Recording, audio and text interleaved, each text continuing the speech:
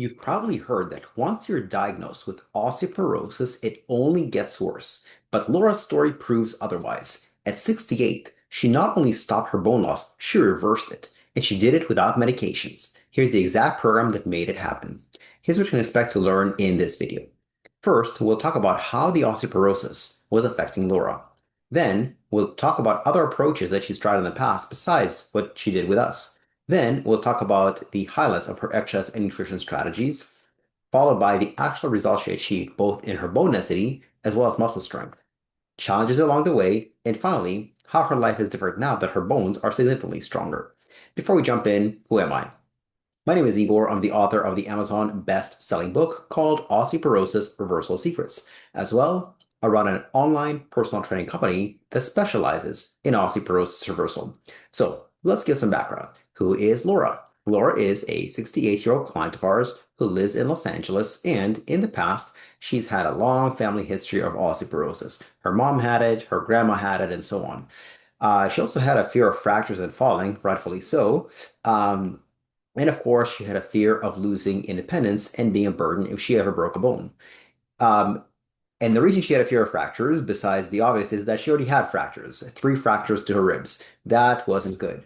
As a result, everyday actions became stressful. She was afraid to exercise because she didn't know. She doesn't have background in anatomy. She doesn't know which muscles attach to the ribs, and therefore which muscles could, or which exercises, which motions could cause another fracture potentially. She was afraid to lift anything, whether that's groceries or furniture or something else. And of course, the huge fear for people with osteoporosis is the fear of falling.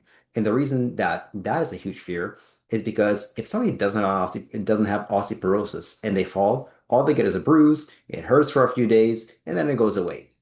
Now, somebody with osteoporosis, they don't just bruise, they could potentially break or fracture something. And what happens is after they fracture something, there's a downward spiral in the sense that they lose their mobility and they have to become dependent on somebody else, like a loved one, or perhaps a professional. So there's a vicious cycle of first, with osteoporosis, the risk of fracture is much higher. If somebody does fracture, they lose their independence, and as a result, they move less because movement hurts. If they move less, their muscles get weaker. Because their muscles get weaker, there are more falls and fractures because muscle strength helps you prevent falls and fractures, and thus leads a vicious cycle. And it leads to a not very good place because here's a study about the risk of death or the rate of dying after a hip fracture. This is titled Mortality and Cause of Death in Hip Fracture Patients Age 65 and Older. Here's what they found. In people who are over 65, if they break a hip, within 1 year, 27% of them are dead. Within 3 years, 49% of them are dead. And within 7 years, 74% of them are dead. Besides that, there are additional concerns. With osteoporosis, one of the complications is developing a round back, a hunchback. Another concern for lots of people with osteoporosis is the risk of medications. Some of the medications create some side effects like gastrointestinal problems, hair loss, and other issues. Not to say that everybody who takes medications will experience those. The thing is, you don't know if you will have those side effects or you won't before you start the medications. And by the time you started the medications and you experience those side effects, it's already too late. And so, what has she tried in the past to help with her osteoporosis? Well, typically, before someone hires a personal trainer, they take multiple cracks at the do-it-yourself approach because personal training is high cost and high commitment. So what has she tried? Well, first of all, she's tried different diets specific for osteoporosis. Those didn't work. She's tried exercise in general. That didn't work. She tried exercise for osteoporosis, although not the way that we did with her, and unfortunately that didn't work. Finally, her last ditch attempt before she hired us was just another exercise program called biodensity. Um, and that didn't work. So here's what happened after that. Eventually, after all those attempts didn't work, she started Googling around and found my article about another one of our clients, Darlene, who was able to reverse her osteoporosis. The story resonated with her, and then we paired her up with her personal trainer. That's his picture right there. His name is Shane. And here's what he noticed during his initial assessment. First of all, Laura was underweight. She was only 87 pounds at 5'1". Additionally, she had severe upper body weakness. Not surprising, we see that frequently with osteoporosis, not just as for somebody her age. In addition to that, she was starting to develop a mild hunchback, which again is a complication of osteoporosis that both her mom and her grandma had. Um, After they did their initial assessment, Shannon devised an exercise program, a nutrition program to help Laura. Here are the highlights. Phase one was a strength training only program. The core exercises, sure, I shouldn't say core in the sense of abdominals. I mean, the fundamental exercises they used were things like deadlifts, which really help with the T-scores of the lumbar spine as well as the femoral neck and total hip. So this gets 3 in 1. Squats, which are less lumbar spine but more femoral neck and total hip. And of course, seated rows. So, and of course, she had many more exercises besides those, but those were the crux. Um, Now, I should also mention, if all you hear about are the exercises, you're missing a crucial part of the show, so to speak. And I talk about it in my article titled "The Most Important Factor in an Exercise Program Is." And now I'll end the suspense right now. It's the progression model. That's the single most important factor. The exercises themselves are important, but not the most important. In fact, they're not even the second most important. The second most important factor is the intensity, then the volume. Volume means how many sets and reps. And finally, the actual exercises. You could have suboptimal exercises with a great progression model and appropriate intensity and volume, and you'll make progress. Or you could have a perfect program with no progression, and you won't make progress, of course. And so, how did we progress Laura? She started off at 2 sets of 10 to 12 reps, and we progressed her up to 3 to 4 sets of 10 to 12 reps with heavier weights. Why? Because people over 60 need more strength training than people under 60 for reasons that I talk about in this article on your screen right now. That was phase one. That lasted about 6 months. Phase two is we had her start jumping plus strength training. So jumping is one of the most beneficial exercises you can do for your bones, but it's also one of the riskiest. So how do you get the benefits of jumping while minimizing the risks of jumping? And here is the step-by-step approach. Step one is you do strength training only for a period of 3 to 6 months. Because Laura's osteoporosis was so severe, we opted for the upper end of things. She was strength training only for 6 months before we even had her start jumping. Second of all, to minimize the risk, is you limit the number of jumps. So you don't start jumping 200 times a day right from the beginning. You work up to it gradually. So at first, we only had her do 40 jumps per workout, and she would do different jumps, not just straight up and down. She would do jumps with a single leg. She would also combine that with regular strength training. That was phase two.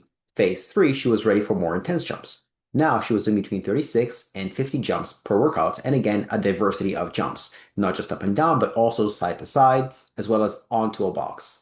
And the reason for that is because different jumps affect bones differently. In other words, just because jump up and down affects your hip bone, it only affects a very small segment of the hip bone. That's why it's good to have a diversity of jumps so that it affects different parts of the hip, the lower back, and the femoral neck. So that was her exercise program. Now let's talk about her nutrition. In a different video, I discussed what's the number one nutrient for osteoporosis. It's not calcium, but it is protein. Um, and I discussed all that in this previous video, and if you want to dive into it, that's on your screen right now. Now, as for her weight, again, she was underweight, so we had to get her weight up. So we increased her calories by 10 to 15% per day, and at first she was to eat 50% of her body weight in grams of protein. That's still a protein intake that is too low, but much better than she was eating to begin with. And as for the supplements, which ones did we recommend? One is just a good old protein powder. Doesn't matter where protein comes from, whether it comes from whey, whether it comes from chicken, whether it comes from beef or anywhere else, as long as she's getting adequate protein. She had a really, really hard time getting adequate protein, and so this was an easy, simple, and even tasty way to get it. In addition to that, as I talk about in my book, type 1 collagen is one of the best supplements for osteoporosis. So we had her taking both of those. So the results. What happened after 1 year of working with us? She did a follow-up DEXA scan, and here's what happened. Her bone density at the lumbar spine increased by 4.4%. In the femoral neck, where the thigh meets the pelvis, by 7%, and at the hip, 8.4%. That is extremely impressive. How does that compare to medications? Well, according to Dr. Michael Hollick, the most common medication for osteoporosis, Fosamax, increases bone density at the spine by 6.8% and at the hip by 4.6%.